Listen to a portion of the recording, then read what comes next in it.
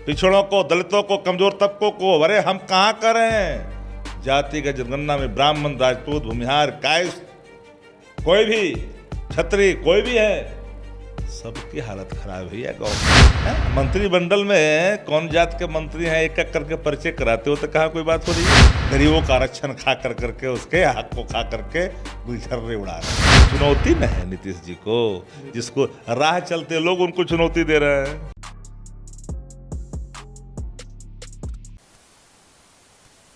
नमस्कार, बिहार के digital media का जनक भारत लाइव देख रहे हैं आप। राजद कार्यालय में मौजूद हैं और राजद के कदावर नेता शक्ति यादव जी भी हमारे साथ मौजूद हैं। नीतीश कुमार जी की सुगबुगाहट बढ़ रही है। जातीय जनगणना वाला जैसे ही कद्दू कट रहा है, नीतीश कुमार जी सबसे पहले प्लेट लेके आगे आ रहे हैं। क्या लग रहा है, मिलेगा? देखिए, जातीय जनगणना समय की मांग है जी। देश की भावना जातिगत जनगणना को लेकर के गंभीर हो गया है। जी। हो भी क्यों ना, देश में जो गैर बराबरी है, लाचारी, बेबसी, भुखमरी है, तो इन गैर बराबरी को पाटने का कौन सा मैकेनिज्म है। भारत की सरकार ने कहा कि राज्यों को यह अधिकार प्रदत्त कर दी गई है कानून के तहत कि आप पतन पिछड़े वर्गों को शामिल कर लीजिए। तो कैसे करिएगा, कैसे पता चलेगा क्या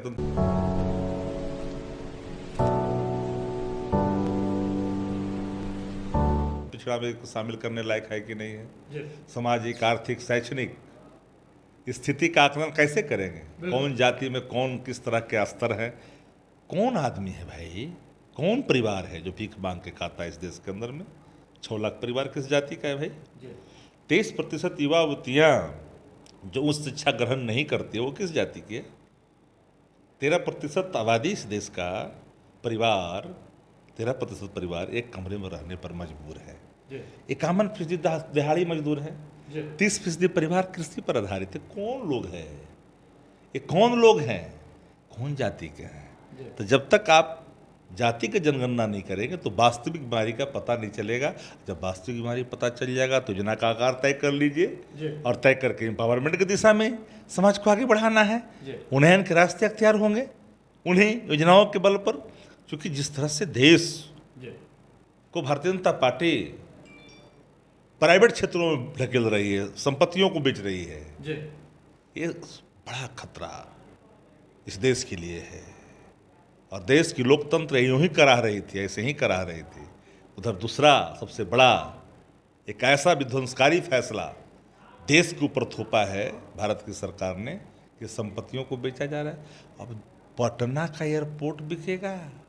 लोकनायक जयप्रकाश नारायण जो उदारीकरण के विरोध, जो निजीकरण के विरोधी थे, तो नीतीश कुमार जी को तो विचार करना पड़ेगा ना कि जातिगत जनगणना पर सांकेतिक भागीदारी से कोई बातें नहीं हो सकती है।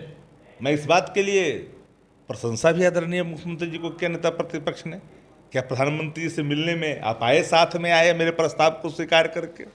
सवाल उठता, वहीं तक बातें खत्म नहीं होती। आपको आना पड़ेगा सड़कों पर, लड़ाई को मजबूत धारदार करनी पड़ेगी।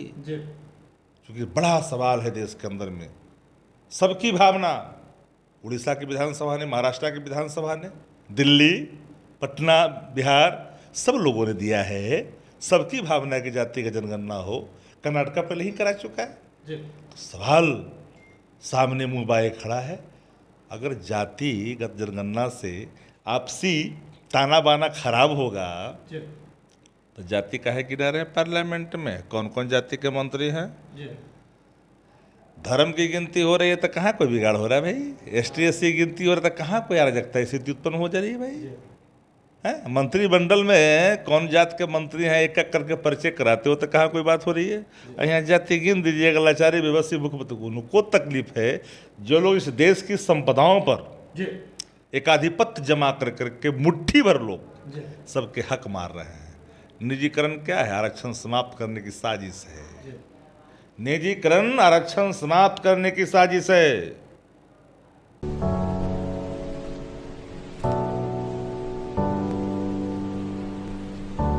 पिछड़ों को, दलितों को, कमजोर तबकों को, अरे हम कहाँ करें।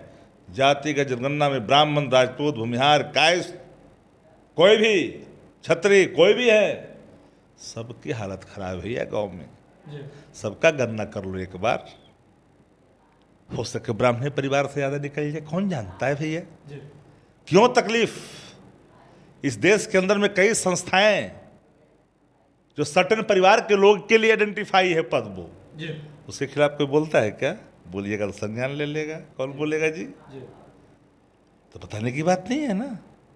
तो वही लोग तकलीफ में हैं, उन्हीं को कष्ट हो रहा है जो अघोषित तौर पर 5000 वर्षों से इस देश के गरीबों का आरक्षण खा करके उसके हक को खा करके गुलछर्रे उड़ा रहे हैं। उनको तकलीफ है जाति का जनगणना। ओबीसी समाज को लेकर के ये बात माना जा रहा था कि लालू प्रसाद यादव जी ओबीसी समाज के बड़े नेता हैं और उन्होंने अपने समय में इस बात को साबित भी किया था। अब तेजस्वी यादव के पास आ गई है तमाम चीज़ें, तेजस्वी यादव जी इस तमाम चीज़ों को लेकर के आगे बढ़ रहे हैं। राजद के पास एमवाय समीकरण वाला एक बड़ा वोट बैंक है पहले से। नीतीश कुमार जी लवकुश समीकरण पर आगे बढ़ने की बात कर रहे हैं। ओबीसी समाज का एक बड़ा प्रतिनिधित्व देख रहे हैं राजद के हाथ में, और खबर ये आ रही है कि नीतीश कुमार जी सिर्फ इसी प्रतिनिधित्व, इसी वोट बैंक को देख करके तेजस्वी यादव जी के साथ आ रहे हैं। क्या नीतीश कुमार जी के लिए दरवाजे खुले हुए हैं हर मसलों पर? एक बात आपको समझनी पड़ेगी, सवाल दरवाजा खुला रहने का नहीं है, सवाल मुद्दों का है। और मुद्दों पर समय में अगर चूक गए तो नीतीश जी के लिए वर्तमान परिस्थिति में जिस तरह से भारतीय जनता पार्टी उनको प्रतिदिन प्रहार करती है, उनकी आभा को चुनौती देती है, उनके नेतृत्व को चुनौती देकर के यह सिद्ध करती है कि मेरे अनुकंपा पर आप मुख्यमंत्री हो। हर मंत्री राह चले लोग भी उनको धमकी दे रहा है। तो नीतीश जी के लिए एक लाइन है मेरे लिए कि 4 बास 24 गजह अंगुल अष्ट प्रमाण एते पे सुल्तान है मत चुको चौहान। तय तो उनको करना है, तय मुझे नहीं करनी है। हमने तो पहले ही कह दिया कि नीतीश जी का नेतृत्व राजद को स्वीकार नहीं, तय उनको करनी है। तो इन सवालों के बीच में हक और हकूक की, गरीब पिछड़े दलित की बात, एक बात माफ करिएगा, आप लोग पता नहीं कहाँ से उठा करके ले आते हैं कि एम बाई ये क्या है जी? M Y Rajad A to Z की पार्टी है। नेता प्रतिपक्ष तेजस्वी प्रसाद यादव जी ने कई बार कहा, कई मंचों से कहा कि राष्ट्रीय जनता दल के कार्यक्रम में सार्वभौमता है, निर्णय में भी सार्वभौमता होती है, ताकि हर वर्ग उसका आनंद ले सके। A to Z की पार्टी है। ये लोग, कुछ लोग, सर्टेन लोग जो चतुर लोग हैं, वो लोग जानबूझ के बोलते हैं एम बाई हमारा आधार हो सकता है, हमारा आधार है, हम A to Z की बात करते हैं।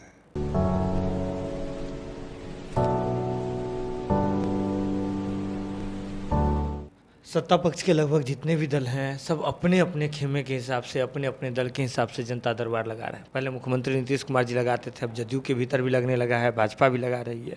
समस्या भ्रष्टाचार से जुड़ा हुआ आ रहा है। सवाल अपने ही सवाल में, अपने ही शासन में फंसते जा रहे हैं नीतीश कुमार जी। देखिए, सवाल मंत्रियों के दरबार लगाने पर नहीं है, सवाल है अपनी डफली अपनी राग हो गई एनडीए में। भाजपा के लोग लगा रहे, जब मुख्यमंत्री जी के करने मार्ग में जो दरबार लगता है, जो आंकड़े आए हैं, 10% निराकरण नहीं हो पा रहे हैं समस्याओं का। चाहे वो भ्रष्टाचार से जुड़ा हुआ सवाल हो, चाहे भूमि से जुड़ा हुआ सवाल हो। अब भूमि भी जो है भ्रष्टाचार से जुड़ा हुआ है। लब्बो लबाब कहिए कि 90% सिर्फ और सिर्फ भ्रष्टाचार से जुड़े हुए रहते हैं। और उसकी समस्या का जब निराकरण ही नहीं है, तो जब मंत्री की बात कोई सुनिए न रहा है, तो मंत्री दरबार किस बात का भाई? एक आध गुजरा मंत्री को बता दो कि हल समस्या करवा दिया हो। अरे सोशल मीडिया में डाल देने के लिए फोटो वोटो छप जाए, इन्हें उन्हें देख ले लोग, बिजी फॉर नथिंग दिखना चाहिए। उसके लिए वरना अपनी डफली अपनी रांग। बताइए ना कि जिस राजा के नेतृत्व में 17 को संस्था चलने लगे उनके पैरेलल, वो राजा है जी। वो चुनौती न है नीतीश जी को, जिसको राह चलते लोग उनको चुनौती दे रहे हैं। ये बात बताइए, जैसे उपेंद्र कुशवाहा जी, नीतीश कुमार जी अभी मुख्यमंत्री पद से आगे प्रोजेक्ट होने के लिए उस पर सियासी चर्चाएं चल रही है, समीकरण पर बात हो रही है, लेकिन उपेंद्र कुशवाहा जी मुख्यमंत्री बनने के लिए उत्साहित दिख रहे हैं, पोस्टर भी लग रहा है। देखिए, कौन किसको क्या बनाएगा उनके पार्टी का मामला है। डिप्टी सीएम बनाएगा कि शिक्षा मंत्री बनाएगा, मैं नहीं जानता, वो उनके पार्टी का आंतरिक मामला है। राष्ट्रीय जनता दल अपने मूल्यों और सिद्धांतों और वचनों से हम पीछे नहीं हटते। तेजस्वी जी का वचन ही जो है ना, इनके गवर्नेंस का, इनकी नीतियों का, इनके कार्यक्रमों को बयां करता है। कथनी और करनी में जब फर्क नहीं रहने देता है नेता तो प्रासंगिक हो जाता है। नेता प्रतिपक्ष तेजस्वी प्रसाद यादव जी कथनी और करनी दोनों में समानता रखते हैं, भिन्नता नहीं। अगर ये वीडियो पसंद आई और वह बिहार के राजनीति और बिहारियत से सरोकार रखेनी तो सब्सक्राइब बटन दबा के चैनल के सब्सक्राइब कर ली। ओजे एगो घंटी बा, ओकरा बटन दबा देला से कुल सटीक और मारक खबर रुआ मुफ्त में मिल जाई। अगर रुआ पत्रकारिता के हमनी के नया प्रयोग में सहयोग कर चाहतानी तो ज्वाइन बटन दबा दी। पेटीएम नंबर नोट कर ली 9386816700। धन्यवाद।